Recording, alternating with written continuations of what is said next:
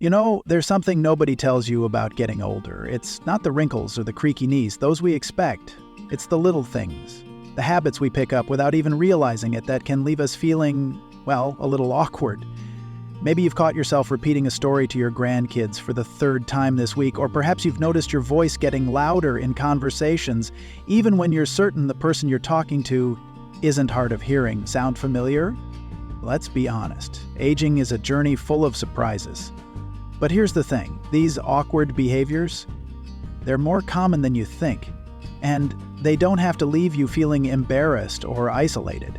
In this video, we're going to talk about 15 of those unspoken quirks that pop up as we age, why they happen, and most importantly, how to navigate them with grace. Because knowledge is power, right? And you deserve to feel confident no matter your age. Let's start with something we've all experienced, forgetting names. You're at a family gathering and suddenly your niece's husband walks in, you know his name, he's married to Sarah, but your mind goes blank, panic sets in. Do you fake a cough? Pretend you're too busy refilling your punch cup? Here's the truth, this isn't a sign of decline. Your brain is just juggling decades of memories. Think of it like a library that's gotten a little too full. Sometimes the book you need takes longer to find. The fix? Give yourself permission to laugh it off. Say, "You'll have to forgive me, my brain's filing system is on strike today." Then ask again. People won't judge. In fact, they'll probably relate. Now, let's talk about volume control. Have you noticed your voice creeping up a notch or three? Maybe your neighbor mentioned your outdoor voice during your last chat over the fence. Here's why it happens. As we age, our hearing often changes, especially for higher-pitched sounds. Without realizing it, we start speaking louder to hear ourselves better.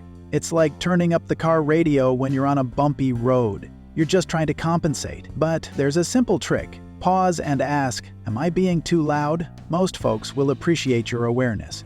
And if you're unsure, practice speaking in front of a mirror. Watch your facial expressions. Tension can amplify volume. And then there's the story recycling. You're telling your granddaughter about the time you met Elvis in 1962 again. She smiles politely, but you see her eyes glaze over.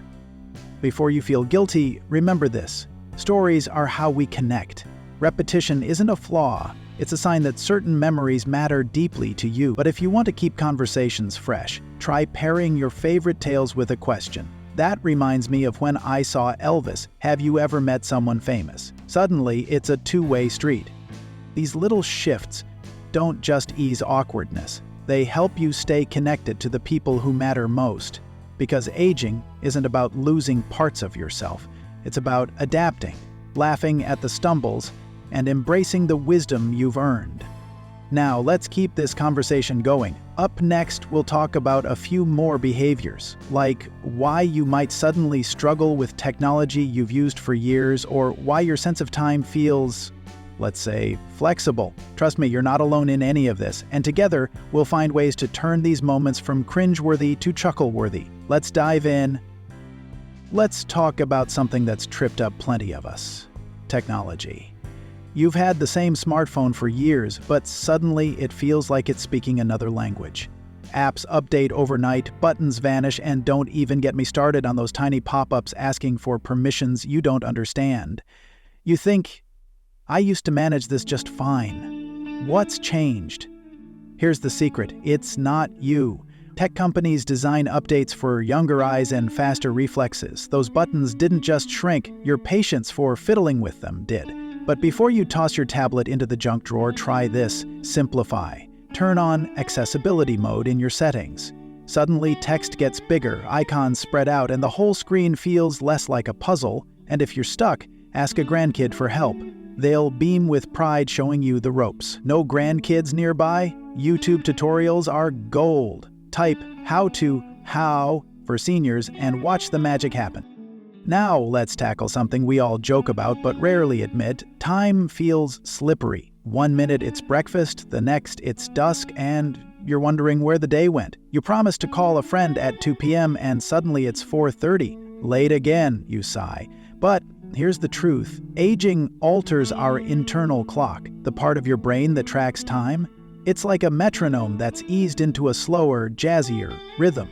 And that's okay. Instead of fighting it, work with it. Set gentle alarms on your phone, not to scold you, but to nudge you. Label them with kindness.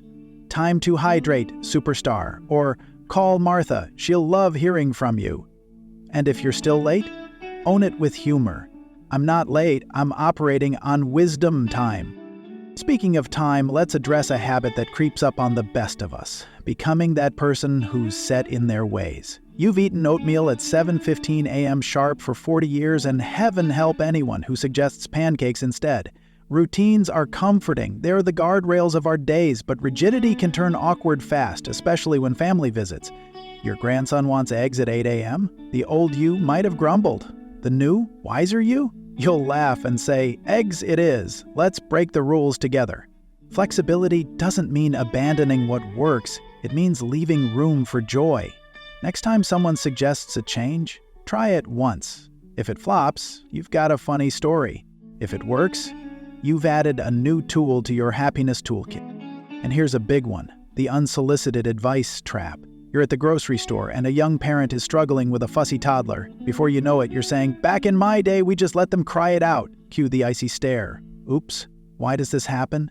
Decades of experience make us want to help, but not everyone wants a lesson. The fix? Pause and ask, would you like a tip? If they say no, smile and wish them luck. If they say yes, share your wisdom like a gift, not a lecture. You'll feel heard and they'll feel respected. Win-win. These behaviors aren't flaws, they're proof you've lived a life rich enough to develop quirks. And every single one can be softened with a little awareness and a dash of humor. Up next, we'll dig into a few more habits you might recognize, like why you suddenly forget where you put your keys. Spoiler, it's not what you think. Or why certain smells bother you more than they used to. But here's the best part. Every awkward moment is a chance to laugh, learn, and connect deeper with the world around you. Let's keep going. Let's talk about those keys. You swear you left them on the kitchen counter, but now they're gone. You check the fridge. Hey, it happens. The bathroom, even the laundry basket. Panic rises until you find them dangling from the front door lock. Am I losing it, you wonder? Here's the truth, your brain isn't failing. It's just prioritizing. After decades of multitasking, it's learned to focus on what matters most, like remembering your grandchild's birthday, and let the smaller stuff slide. Think of it as a VIP list for your attention. To ease the hunt, try this. Assign a home for your keys. A bowl by the door, a hook in the hallway. Anywhere you'll always check first. And when you misplace them anyway, laugh and say, my brain's playing hide and seek again. Humor disarms the frustration and reminds you it's just part of the ride. Now let's tackle something that sneaks up on many of us, smells. That candle you loved for years suddenly gives you a headache, or your favorite stew tastes off even though the recipe hasn't changed. What's going on? Aging reshapes our senses. Your nose and taste buds aren't as sharp as they once were, so your brain overcompensates by amplifying certain signals. That floral perfume? It's not stronger, you're just more sensitive to it. The fix? Experiment. Swap strong scents for milder ones. Vanilla or lavender instead of heavy musk. And if food tastes bland, boost flavors with herbs and spices instead of salt. Your taste buds will thank you, and your meals will feel new again. Here's another quirk you might not see coming, personal space shifts. You're chatting with a friend and without realizing it, you've edged closer, close enough to count their eyelashes. They lean back and suddenly you're both doing an awkward tango. Why? Depth perception and hearing changes can distort how we gauge distance. But there's an easy trick. Practice the arm's length rule. If you can't comfortably shake their hand without stepping forward, you're too close. And if you slip up, crack a joke. Guess I just wanted a better look at your smile. It turns a blush-worthy moment into a shared laugh. Now, let's address the elephant in the room, unsolicited opinions. Family gatherings can turn into minefields when Aunt Betty declares, "You're too old to live alone," or a neighbor clucks about your risky gardening hobby.